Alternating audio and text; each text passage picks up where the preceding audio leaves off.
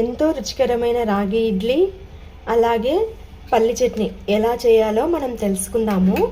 తెలుసుకునే ముందు ఈ రాగుల్లో మనకు ఏమేమి లాభాలో కూడా తెలుసుకొని ప్రాసెస్లోకి వెళ్దాము.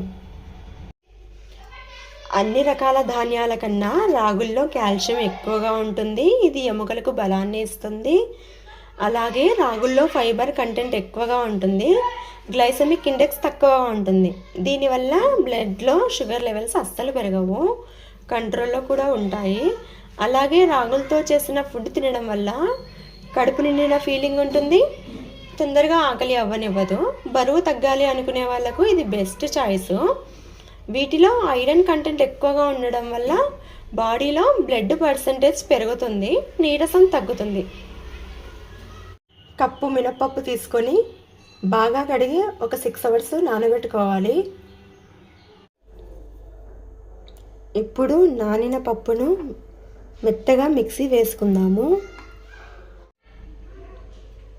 ఇలా పట్టుకున్న పిండిని ఇందులోకి వేసుకుందాము. ఇది రాగి పిండి.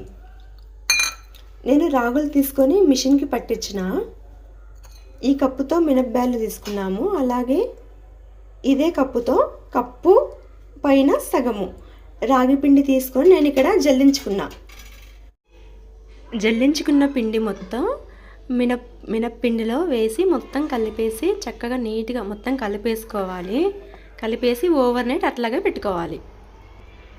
ఉదయం లేవగానే పిండి మనకు ఇలా అవుతుంది మొత్తం. దీన్ని చక్కగా కలిపేసుకోవాలి. ఫస్ట్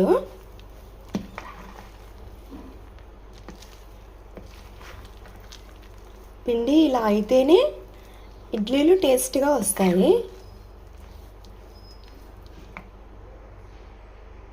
ఇందులో కొంచెం ఉప్పు వేసుకుందాము.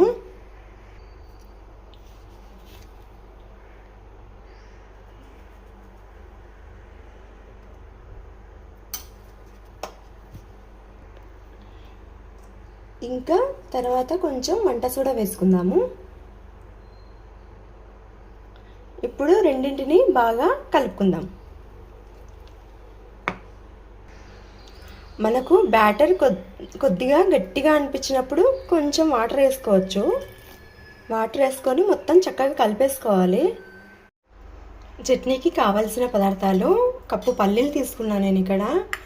ఇంకా కొంచెం మిరపకాయలు. ఇవి కారం తక్కువగా ఉండడం వల్ల ఇన్ని తీసుకున్నా. ఒకవేళ ఎక్కువగా ఉంటే కొన్నే తీసుకోవాలి.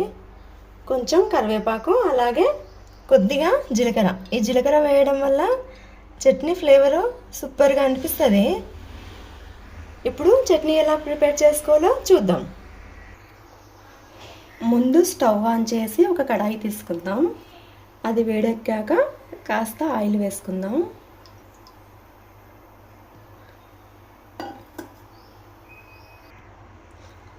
ఆయిల్ వేడెక్కాక ఈ పల్లీలు వేసుకుందాం.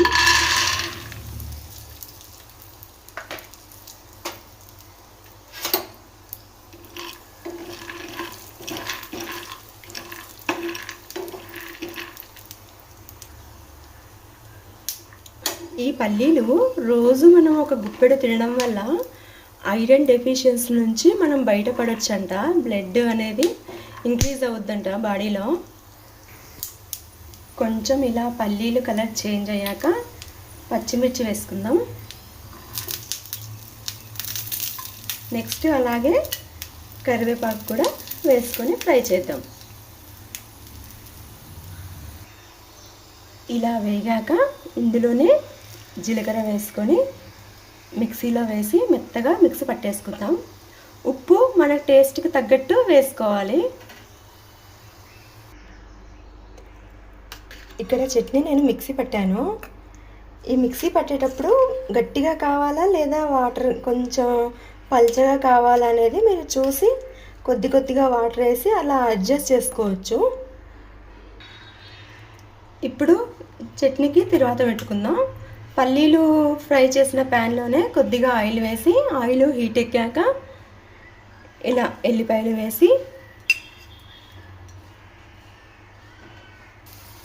ఎల్లిపాయలు కాస్త కలర్ చేంజ్ అయ్యాక తిరువాత గింజలు, నెక్స్ట్ అలాగే కరివేపాకు వేసుకొని ఇంకా చట్నీకి పెట్టేసుకోవడమే.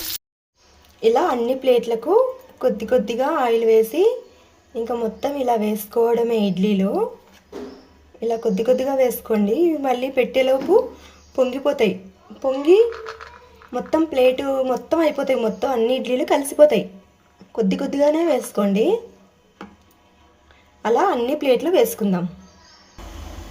ఇలా అన్ని స్టాండ్లకు వేసుకొని, స్టాండ్లు కాదు ఈ ప్లేట్లు మొత్తం ఇలా వేసేసుకొని కుక్కర్లో వాటర్ పెట్టా కదా, ఆ వాటర్ మరుగుతున్నప్పుడు ఈ స్టాండ్ మొత్తం తీసుకుపోయి అక్కడ పెట్టేయడమే. పెట్టి ఇట్లా మూత పెట్టేశాను. పెట్టేశాక ఒక 10 మినిట్స్ అయ్యాక ఒకవేళ మనం మర్చిపోయినా ఇదే పిలుస్తుంది మనల్ని, అప్పుడు వెళ్ళి చూడాలి. అంతే, ఇంకా ఉంది, అయిపోయలేదు, ఇంకా చెప్తాను. ఇడ్లీలు ఎలా వచ్చాయో మీకు చూపించాలి కదా. అప్పుడు ఇది ఒక 10 మినిట్స్ అయినాక ఇది ఓపెన్ చేసి చూద్దాం. ఇడ్లీలు అయినాయి మొత్తము. ఇలా వాటర్ తీసుకుందాం. ఫస్ట్ ఒక గిన్నెలో ఇట్లా వాటర్ తీసుకొని పెట్టుకోవాలి.